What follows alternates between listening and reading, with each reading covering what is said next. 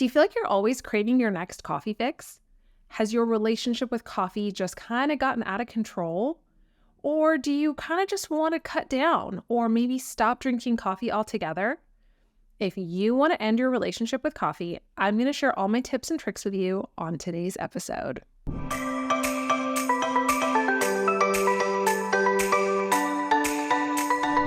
So, are you a coffee lover?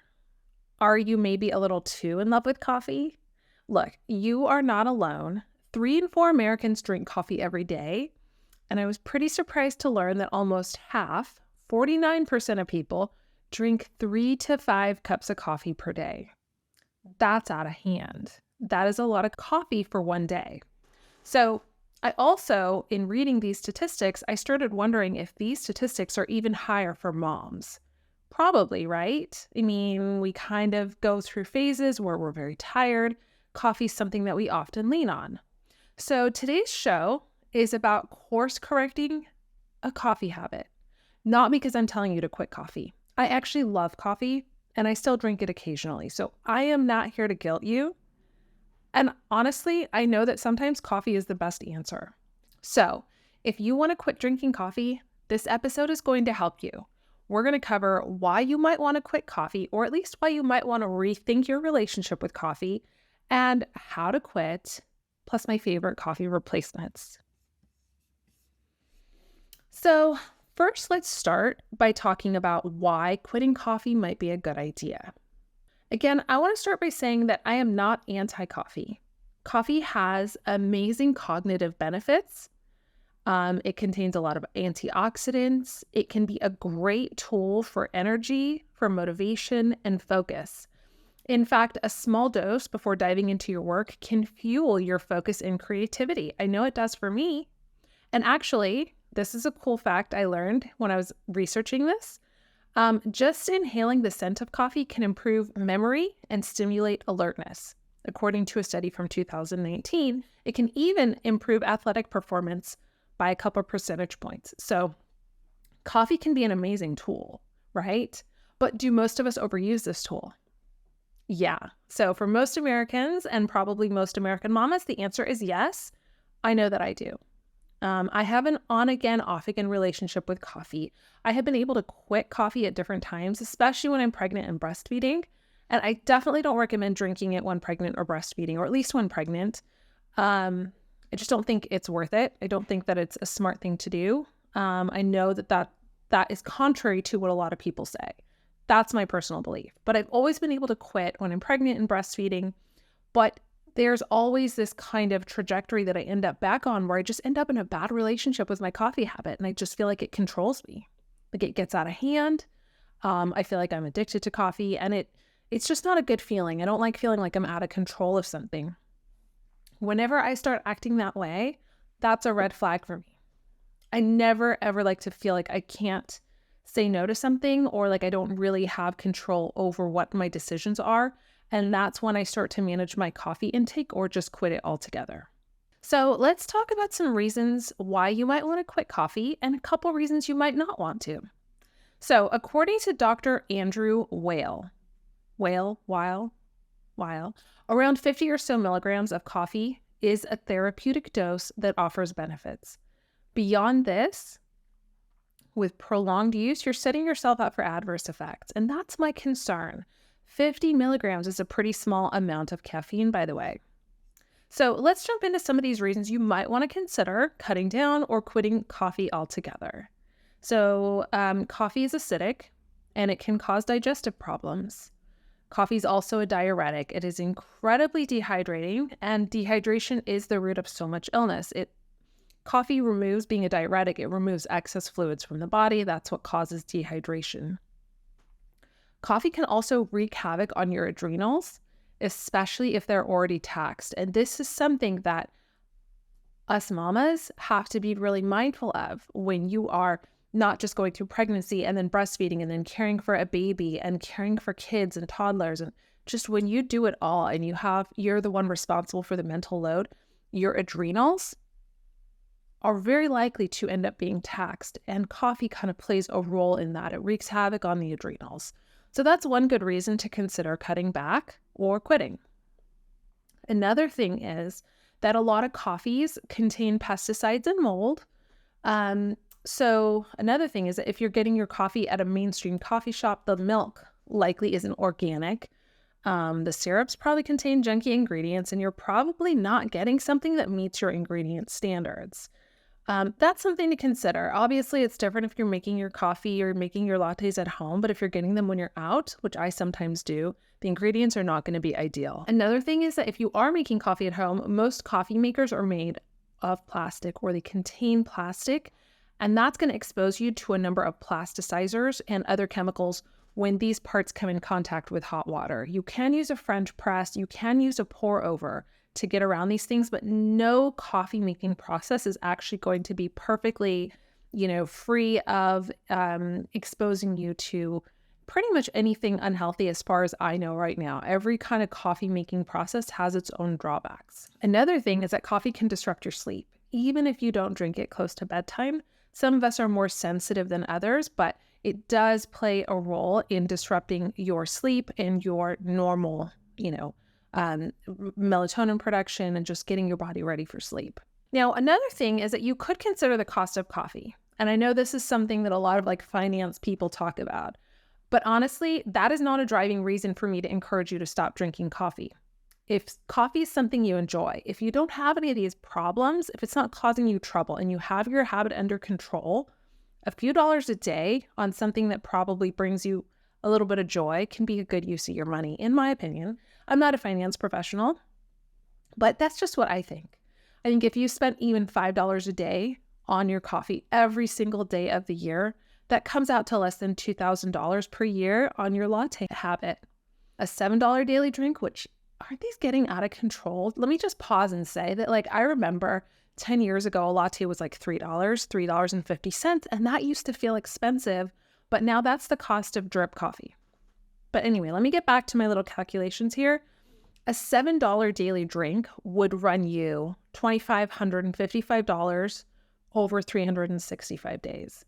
So I'm just saying this is not a good reason to consider quitting coffee. I wouldn't use this as a big motivating factor because it's not like if you quit your coffee habit, you're going to be able to go and put a down payment on a house tomorrow.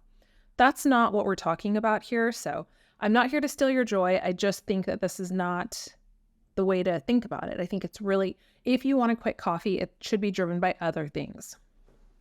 Okay, so here's another one. Coffee can mess with your hormones. Coffee and caffeine in general are endocrine disruptors.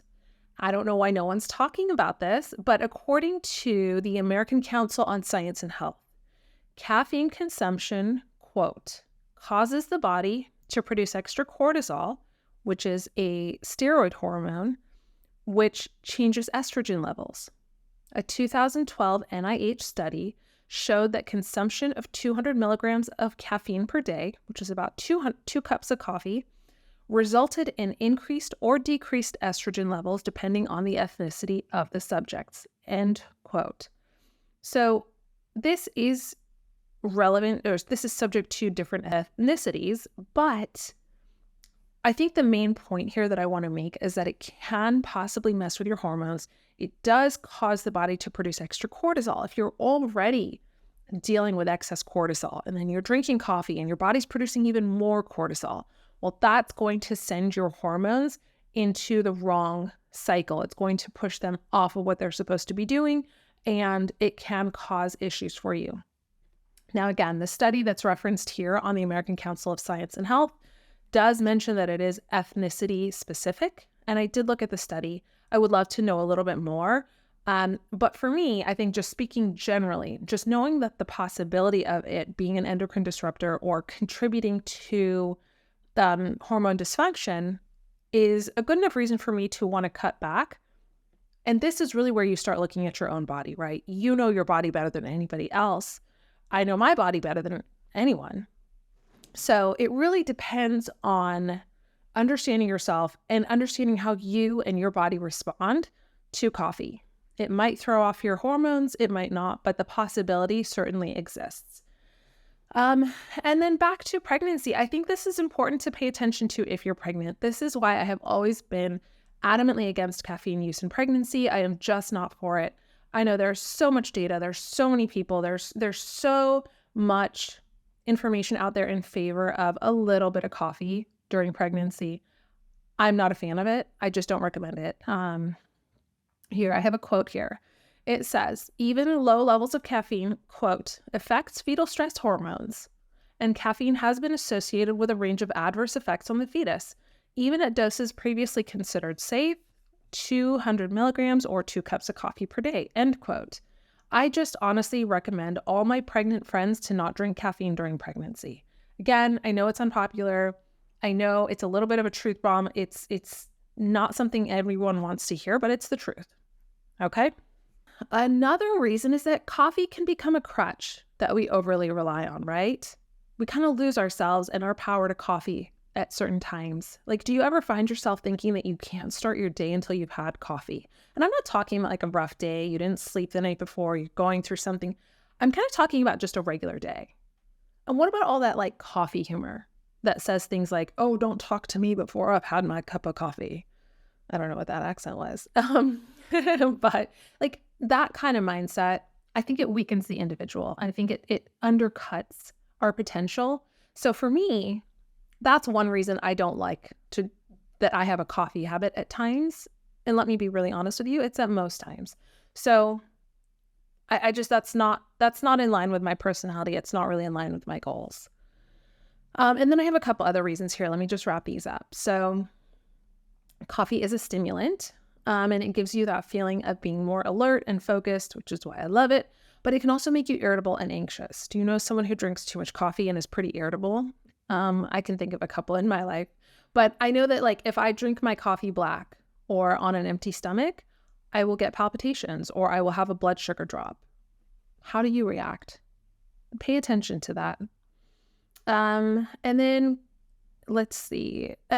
Caffeine is a stimulant drug, and I'm always reminded of this when I have a caffeine withdrawal headache, or like when I try to stop drinking coffee and I struggle hard. It's really is a drug, and there is an addictive factor involved. And then some food for thought. Coffee is said to, quote unquote, borrow energy from tomorrow to fuel today. That's a quote I've seen, and it kind of resonated with me because I take this to mean that coffee is a natural stimulant, but it's forcing your body to perk up in unnatural ways. It gives you a false sense of energy. It's kind of jolting your system, right? And that's especially when it's abused. So this quote might not exactly be literal, but if we are borrowing energy from tomorrow or jolting our bodies today, like what is the cost of that for us tomorrow? How does that affect our bodies tomorrow? I don't know. Whenever I think about my best self, my healthiest, most vibrant self, she doesn't drink coffee. I can tell you that. And that's kind of why I wanted to embark on this journey of like cutting down my coffee relationship or quitting coffee. Okay. And then the final reason, the best reason to stop drinking coffee is because you want to, right? It's because you've made a decision. Kind of like I just mentioned, like you might not think that your best self, your best version of yourself is a coffee drinker. Maybe you want to challenge yourself in your self-discipline, or you just don't want to be a coffee drinker. Maybe you worry about the fact that your kids will undoubtedly stop drinking coffee because their mom and dad does, or because it's everywhere in our culture. By the way, side note, why are kids starting to carry Starbucks cups around like younger and younger? I'm seeing it in elementary school. I don't love that. Okay. That's a whole different topic anyway.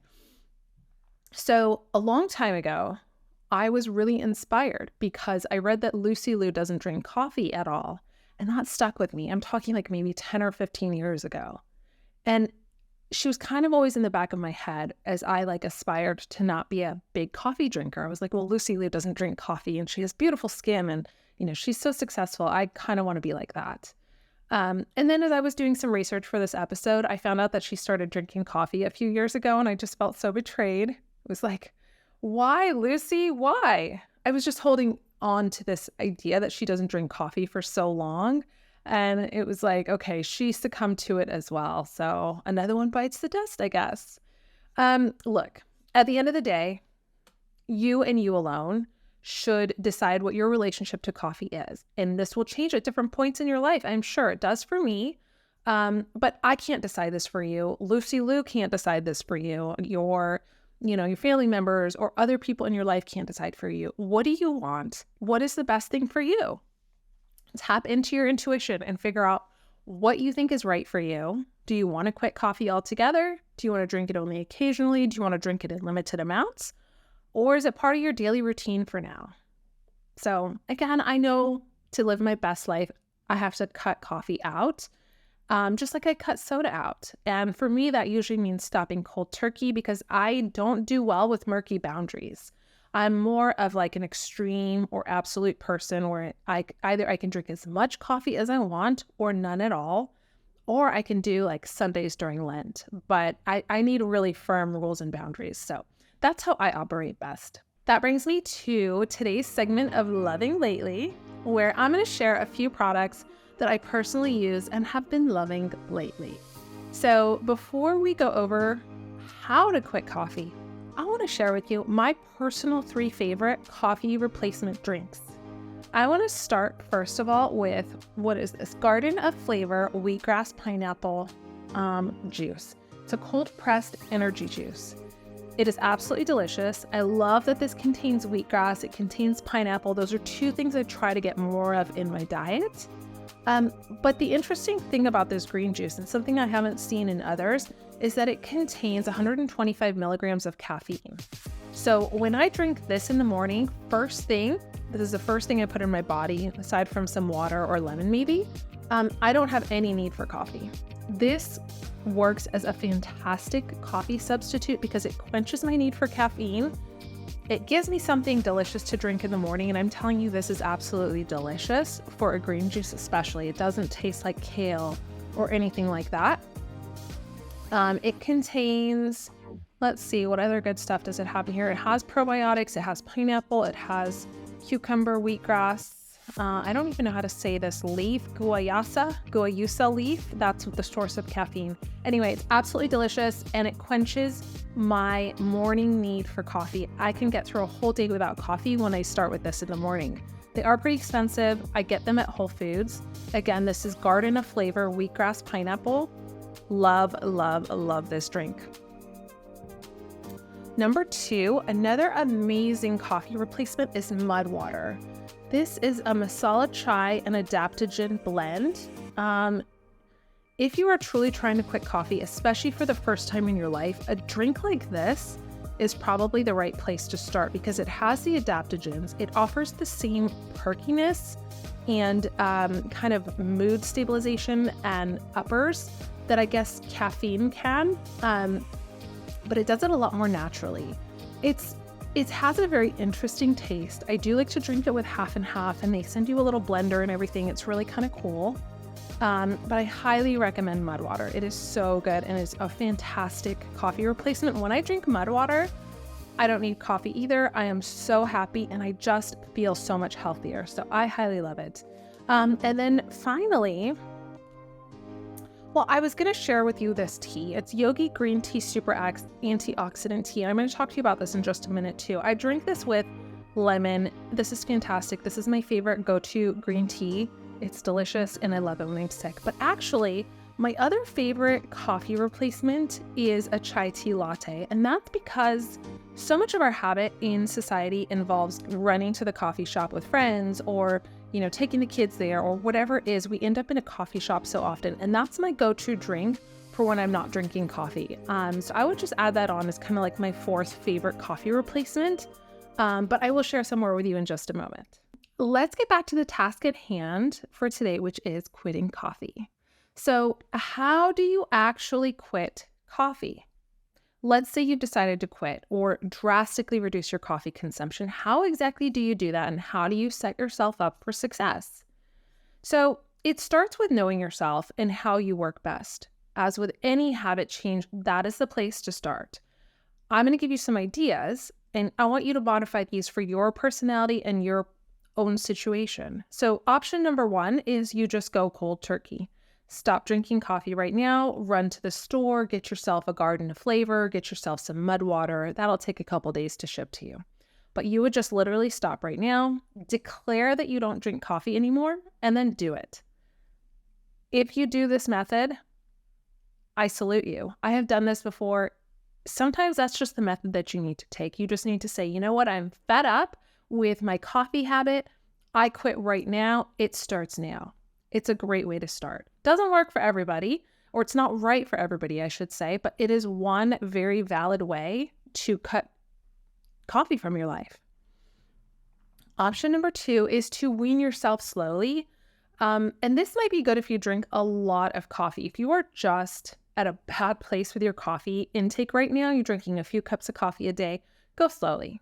Cut it down from 3 cups to 2, and then 2 to 1.5, and then to 1, and then start implementing, start integrating these coffee replacement beverages until you are weaned off of coffee. That's a good way to go. So option number 3 is to set limits for yourself. Like I mentioned how I would only drink coffee on Sundays during Lent when I give up coffee. Limits like that, maybe you only drink coffee when you are out of the house. You don't drink it at home anymore, or you only drink it on Wednesdays. Maybe you only drink coffee after like a hearty breakfast, or you stop buying coffee at work and you only make it at home. Figure out what would be a helpful boundary for you. That's if you just wanted to cut down on your coffee consumption. Otherwise, you will want to either go cold turkey or slowly wean yourself, but definitely you need to commit to this. So how do you actually achieve this goal? Here's how. These are the tips and tricks I want you to know. So number 1, check in with yourself before you quit. Do a quick audit of your caffeine habits. Just literally sit and think about this for a minute. Where and when are you drinking coffee or other caffeinated beverages? What are your triggers? Assessing this before you get started can help you be honest with yourself about your coffee habits and help you identify what changes you need to make. Number 2, put those obstacles in place. Like I mentioned earlier, make it hard for yourself to get that cup of coffee. So what obstacles can you put in your way to not make it so easy to go into that default mode, that mindless mode where you just drink coffee without really thinking about it? What works for me, when I want to quit coffee, my husband makes coffee every day at home. When I don't want to drink it, I will not buy half and half at the store. And that makes the coffee we make downstairs, it makes it unappealing to me. I won't drink it without my half and half. So if you always buy coffee when you're out, take a different route to work. Take the gift card out of your purse. Shop in a different shopping center. Remove the Starbucks app from your phone or whatever coffee shop it is. Do whatever it takes to disrupt your habit of getting coffee. And maybe that means donating the coffee maker, tossing it out, or just meet up with your best friend at the juice place or at the gym instead of the coffee shop. Also, I want you to find a replacement drink. Okay, this is the most important step. I want you to find something to replace the coffee with, at least in the beginning. You want to find something that brings you joy and or quenches your need for caffeine. So in the mornings, you can try an adaptogen drink, like I mentioned, like mud water or rasa. You can drink green tea. I mentioned the Yogi green tea super antioxidant tea. It is so good, especially with a little lemon in there. You can also try roasted dandelion root tea. I don't find this to be the best substitute for caffeine, but it's a great detox tea, so try it and see if you like it. Another replacement idea is ceremonial cacao. I haven't tried this myself, but it does come up in a lot of suggestions for coffee replacements. You can also do black tea or any other kind of tea that you enjoy. You can do matcha, yerba mate, chicory root coffee, which is made from chicory root, and it's a good source of prebiotic fiber. I have not tried this yet, but it is on my list. You can do chai tea lattes. Again, this is a great substitute drink for coffee at your favorite coffee house. You can do a green juice like Garden of Flavor. You can do carrot juice, golden turmeric milk, kombucha, or you can even just do lemon water or soul water. Hot lemon water is actually a great way to start your morning and something even simple to drink at a restaurant. So again, what works for me the most is right now what's working for me is my garden of flavor drink, but I go through different coffee replacement drinks and I go through different phases with this.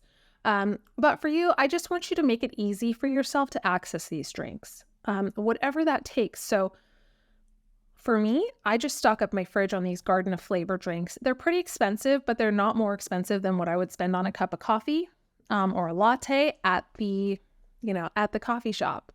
Um, for what it's worth, I do not recommend switching to decaf coffee. It's also very dehydrating.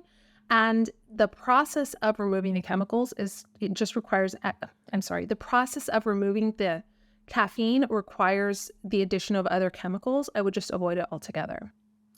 And then if you do go to the coffee shop, there are other drinks you can enjoy. Like I mentioned, chai tea lattes, but there are so many other drinks at coffee shops, even hot chocolate.